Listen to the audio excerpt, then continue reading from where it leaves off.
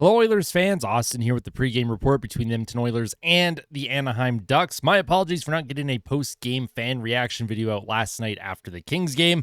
Based on my work schedule, I got home. It was late. I did record one, but by the time it would have been uploaded and ready to go on YouTube, it would have been 11 p.m. And I was like, you know what? I'm not going to worry about it. I'll kind of talk about it a little bit today in my pregame for Anaheim, but I'm also going to have the day after discussion tomorrow, which will kind of break down this game and the Kings game. So there's a lot that I want to talk about from that Kings game, particularly one, people don't like to hear it, but the officiating was interesting. 2, Stuart Skinner, I thought had not a great game, but 3, the Oilers' third and fourth lines. The bottom 6 right now is just not looking good. They look like there's no cohesion between them. That third line got off to a good start yesterday against the Kings. You had Kapanen score early to make it 1-0 Edmonton, but there are certain players that are incredibly concerning in terms of their play. Guys like Adam Henrique, Jeff Skinner, Matthias Janmark, Corey Perry. Like, no one really looks comfortable right now in that bottom 6. Even Connor Brown, and I love Connor Brown. So there's going to be lots to talk about in the day after discussion. Tomorrow, of course, I will be discussing this game against Anaheim today and the Kings game yesterday. We won't worry about it for now. Obviously, if there's anything that you do want me to talk about from that Kings game, please let me know in the comments section below. Any specific moments, any specific players, just kind of your overall thoughts. I will read the comments and then I will address some of those concerns in the day after discussion video for tomorrow. But we do have a game to play today. The Oilers are on the second half of a back-to-back, but so are the Anaheim Ducks. The Oilers and Ducks meet for the first time this season. Anaheim has not had a good year. It's kind of a year to forget for them, which is very unfortunate because they do have a lot of really good young pieces. And on paper, this is a team that should at least be, I would say that if they worked their butts off, they should stay close in games. But arguably, the only reason why they are even close in any game that they play is because of Lucas Dostal, their goaltender, who has been absolutely incredible. He's basically been one of, if not the best goaltender in terms of the goals saved above expected category. He has a .915 save percentage. And I think the Edmonton Oilers are going to get lucky. I don't think they're going to see Dostal today. However, as of the recording of this video, lineups have not been posted. If Dostal is announced as the starter, well, you can come back to this video and yell at me for providing fake news. But Dostal did play yesterday against the Philadelphia Flyers, which is why I don't think that he will play today. But I don't know who the backup is in Anaheim, unfortunately, because John Gibson is hurt right now. Gibson hasn't had a bad season by any stretch. He has a .909 save percentage, 2.93 goals against average, and I think he's sitting at about a 4 or 5 goal save above expected, which is pretty good. He's had a bit of a bounce back year. There's been a lot of talk about the Oilers and Ducks and if they were a trade fit for someone like John Gibson to improve Edmonton's goaltending. And, before last night against the LA Kings, I would have been like, absolutely not. I don't think we need John Gibson. And then you see some of the goals that are being let in by Stuart Skinner, especially that first goal where he's just on his knees for some reason for like 15 seconds before the puck is even shot towards them. I didn't understand that one. And then in overtime, you had the mask situation where the mask was loose. He was trying to get the ref's attention. It's a situation where if he shakes the mask off, he gets a penalty for not goal interference. He gets a penalty for delay of game or unsportsmanlike, whatever they would call that. What Stuart Skinner needed to do last night when his mask had come loose was the second the mask was loose, that's when you shake it off. That you have to shake it off immediately. You have to do the Dwayne Rolson, the Mike Smith. You have to get that mask off as quickly as possible and force the ref to blow the whistle. If you're waiting and then the play is going up the other side of the ice and you're trying to get the ref's attention and the ref is kind of looking like he wants to blow it dead, but like it's still on his head and there isn't really much he can do, well, that's a situation where Stuart Skinner just has to kind of play through it and hope that he can make a save until there's a whistle. He completely whiffed on his glove side for LA's overtime goal. Not that Edmonton even played remotely good enough in overtime. Adam Henrique was on the ice for all 4 goals against last night against the Kings, so need a bounce back came from him against his former team, the Anaheim Ducks. So let's get into the projected lineup, and then, of course, I'll get into the stats, facts, the numbers, and my game day prediction. Let me know your game day prediction in the comment section below.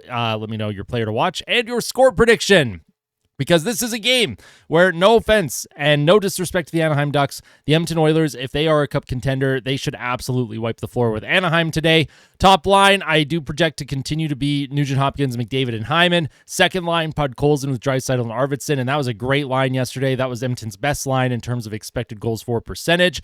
Podkolzin, Draisaitl, and Arvidsson look like they have some chemistry right now. There was a really, really nice play in the second period. Draisaitl stripped the puck from Gavrikov, and then Podkolzin received it, and he did a nice little one-touch pass to Arvidsson, who buried it against his former team, the LA Kings. And you love to see that kind of play. Leon Draisaitl continues to showcase why he should be in the Selke conversation. His defensive play, his ability to steal pucks from opponents, and of course his on-ice awareness to find certain players as well has been incredible this season to watch. Third line, this is where we could see some changes. There are three players where I have highlighted a little star next to their name.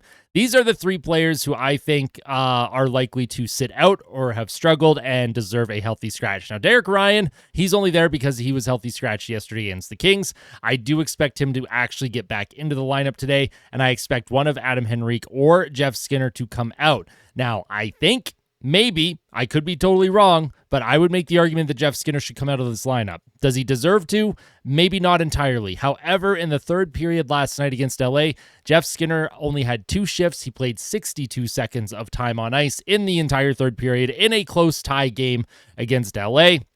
He was on the ice for the tying goal for the Kings.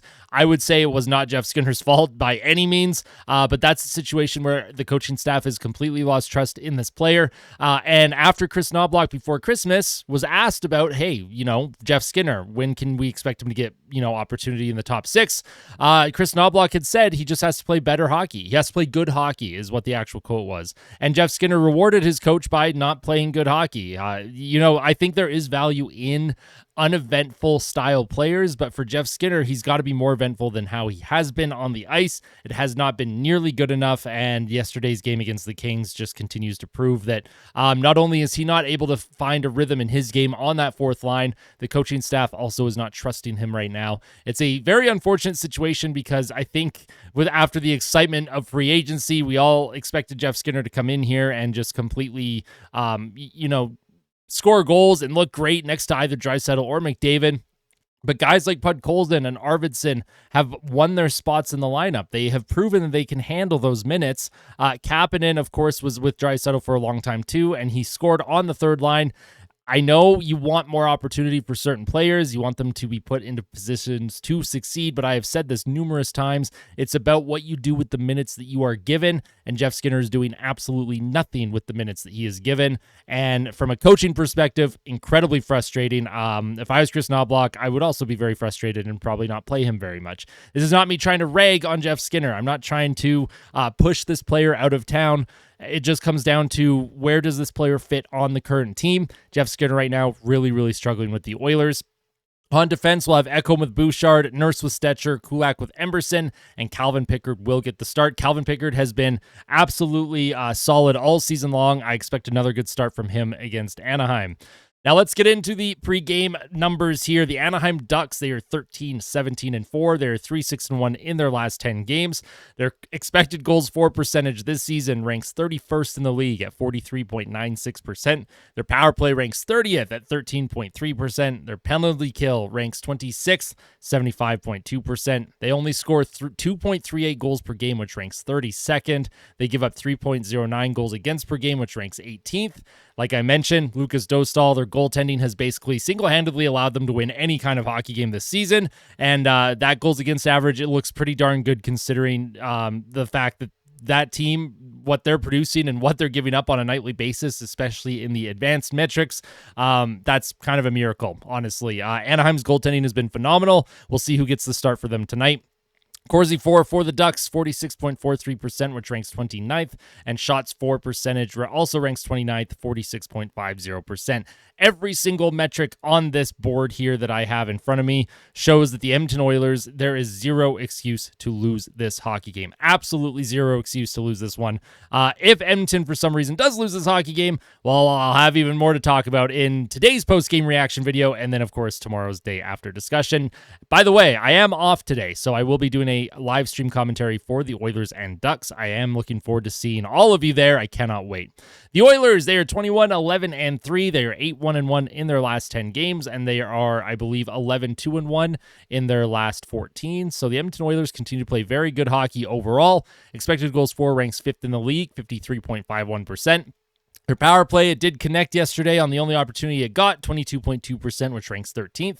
Their penalty kill ranks 27th, 75%. Goals for per game ranks 10th at 3.26. Goals against per game ranks 10th at 2.83. Corsi 4 ranks 3rd, 53.63%, and the shots for ranks 2nd in the NHL, 54.87%. My score prediction today is 5-2 Oilers. My players to watch, Troy Terry for the Anaheim Ducks, Connor McDavid for the Edmonton Oilers, the two best forwards for each team. We'll see what they can do against each other. For Anaheim, I would have put Lucas Dostal as my player to watch. However, I don't know if he's actually in the lineup because he did play yesterday against Philly. If Lucas Dostal, for some reason, starts in back-to-back games, he would be my player to watch for Anaheim because he is very good and he has stolen a lot of games for the Ducks this season. Thank you all so much for tuning in to today's pregame report. Like I mentioned, I do apologize that I wasn't able to get a postgame fan reaction out for that Kings game, but there's going to be so much to talk about because of the back-to-back this weekend and the fact that they were matinee games, the quick turnaround with my work schedule. Day after discussion tomorrow, we'll cover a variety of topics, especially in that Kings game, and hopefully we're talking positively after the Ducks game today in the postgame reaction that I'll have after this game. The Oilers, if they win this one, they'll take 3 out of 4 on the road on this little weekend road trip, which I think is a success.